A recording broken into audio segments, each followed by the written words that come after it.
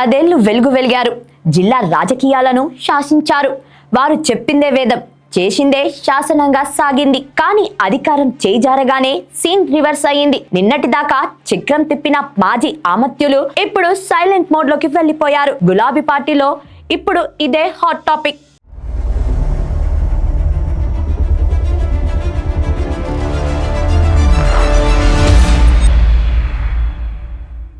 అధిష్టానం పిలుపునిచ్చిన క్యాడర్ ఎదురు చూస్తున్నా మాజీ మంత్రులు మాత్రం అంటిముట్టనట్టు వ్యవహరిస్తుండడం పార్టీలో చర్చనీయాంశంగా మారింది. బీఆర్ఎస్ అధికారంలో ఉన్న 10 ఏళ్ల కాలంలో సదరు నేతలు ఓ వెలిగారు. కేసీఆర్ తో ఉన్న సాన్నిహిత్యం, అండదండలతో జిల్లాలో తమ మాటలే నెగ్గేలా చూసుకున్నారు. ఇతర పార్టీల నుంచి వచ్చిన వారైనా సరే మంత్రులుగా అపరిమితమైన అధికారాలు అనుభవించారు. అయితే ఎప్పుడైతే అధికారం పోయిందో అప్పటి నుంచి వీరిలో మునపటి జోష్ కనిపించడం లేదు. 2-3 నేతలు మినహా మిగతా మాజీలంతా జనాలకి దూరంగా ఉంటున్నారనే విమర్శలు వెలువెత్తుతున్నాయి. ఒకప్పుడు ఆ భవనం నిత్యం నేతలతో, కార్యకర్తలతో కలకలలాడేది. రాష్ట్ర నలుమూలల నుంచి వచ్చే గులాబీ శ్రేణులతో తెలంగాణ భవన్ ఎప్పుడు కిటకిటలాడేది. కానీ సీన్ కట్ చేస్తే ఇప్పుడు అక్కడ నిశ్శబ్దం రాజ్యమేలుతుంది. అధికారం ఉన్నప్పుడు అక్కడ తిష్ట వేసిన మాజీ అమాత్యులు ఇప్పుడు అటువైపు చూడడానికే ఇష్టపడడం లేదు. చుట్టపు చూపుకు కూడా రాకపోవడం, అధికారం లేకపోతే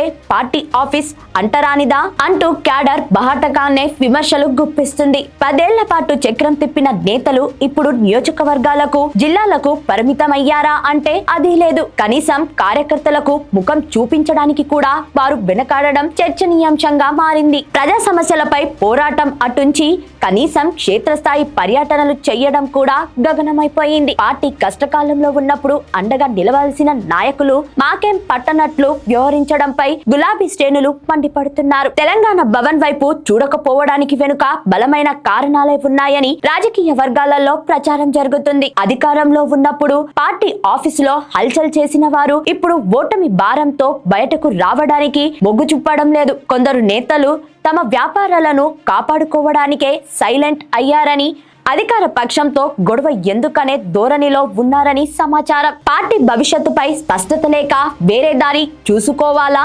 లేక వేచి చూడాలా అన్న సొంత లెక్కలలో మునిగిపోయినట్లు తెలుస్తుంది. గ్రేటర్ హైదరాబాద్ రాజకీయాల్లో ఎంతమంది మాజీలు ఉన్నా కేవలం 2 నేతలు మాత్రమే ప్రస్తుతం పార్టీకి కవచంలా నిలుస్తున్నారు. పార్టీ పిలుపునిచ్చినా ఇవ్వకపోయినా నిత్యం తెలంగాణ భవన్ లో తలసాని శ్రీనివాస్ యాదవ్ కనిపిస్తూ క్యాడర్ లో జోష్ నింపే ప్రయత్నం చేస్తున్నారు. మహిళా నేతగా సబితా ఇంద్రారెడ్డి క్షేత్రస్థాయిలో పర్యటిస్తూ పార్టీ కార్యక్రమాలను భుజానికెత్తుకుంటున్నారు.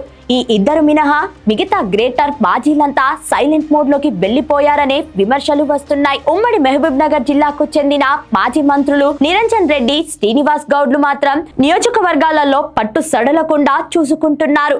పార్టీ కార్యక్రమాల్లో చురుగ్గా పాల్గొంటూ క్యాడర్ కు భరోసా ఇస్తున్నారు. ఖమ్మం జిల్లాలో మాత్రం పరిస్థితి భిన్నంగా ఉంది. మాజీ మంత్రి పువ్వాడ అజయ్ కుమార్ తీరుపై పార్టీలో పెద్ద ఎత్తున చర్చ జరుగుతుంది. సొంత నియోజకవర్గమైన ఖమ్మంలో కూడా ఆయన పర్యటించడం లేదని, కేవలం పార్టీ అగ్రనేతలు వచ్చినప్పుడు మాత్రమే ముఖం చూపిస్తున్నారని పార్టీ వర్గాలు గుసగుసలాడుతున్నాయి. యాక్టివ్ పాలిటిక్స్ కు ఆయన దూరంగా ఉంటున్నారా అన్న సందేహాలు వ్యక్తమవుతున్నాయి. అధికారం ఉన్నప్పుడు అంత తామే నడిపించిన నేతలు ఇప్పుడు కార్యకర్తలను పట్టించుకోకపోవడం దారుణం. తెలంగాణ భవన్ కు రావడానికి కూడా ముహూర్తాలు చూసుకోవాలా అని సీనియర్ కార్యకర్త ఒకరు ఆవేదన వ్యక్తం చేస్తున్నారు. ఇటీవల జరిగిన స్థానిక సంస్థల ఎన్నికల్లో ముఖ్యంగా మాజీ మంత్రులు ప్రాతినిధ్యం వహించిన నియోజకవర్గాలలో పార్టీకి ఎదురుగాలి వీయడం చర్చనీయాంశంగా మారింది.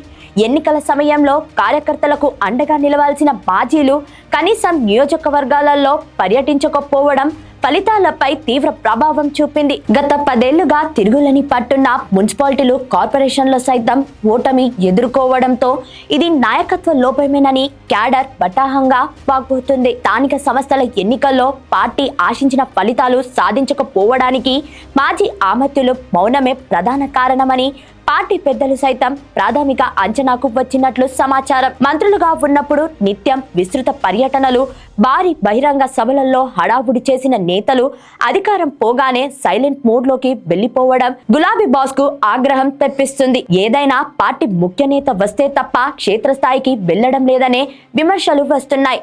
ప్రభుత్వంపై పోరాడడంలోనూ ప్రజా సమస్యలను హైలైట్ చేయడంలోనూ మాజీ మంత్రులు వెనుకబడ్డారని, దీంతో కార్యకర్తలలో నైతిక స్థైర్యం దెబ్బతింటుందని విశ్లేషణ సాగుతున్నాయి. కొందరు నేతలు తమ రాజకీయ భవిష్యత్తుపై డైలమాలో ఉండి పార్టీకి దూరంగా ఉన్నారా అన్న సందేహాలు కూడా వ్యక్తమవుతున్నాయి. మా కోసం నిలబడే నాదుడే లేడు అని ద్వితీయ శ్రేణి నాయకత్వం మండిపడుతుంది. అధికారంలో ఉన్నప్పుడు పనులు చేయించుకున్న నేతలు ఇప్పుడు అవసరమైనప్పుడు ముఖం చాటేయడంపై తీవ్ర అసహనం వ్యక్తమవుతుంది.